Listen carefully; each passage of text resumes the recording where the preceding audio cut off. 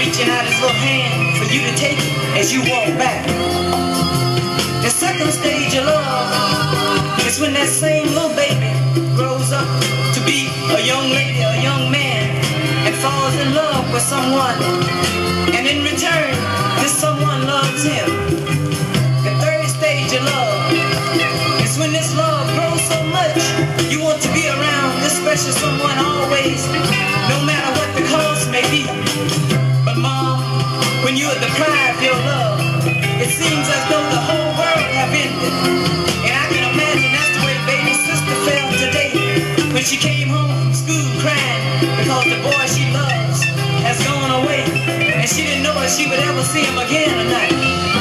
Mom, as I watched her cry, and you told her to stop crying and go to her room and get her homework, it reminded me of the same way she used to cry when she was a baby, when you and Dad used to go away and leave her home with me and the rest of the kids. So Mom, you see, love does start at a very early age. That's all.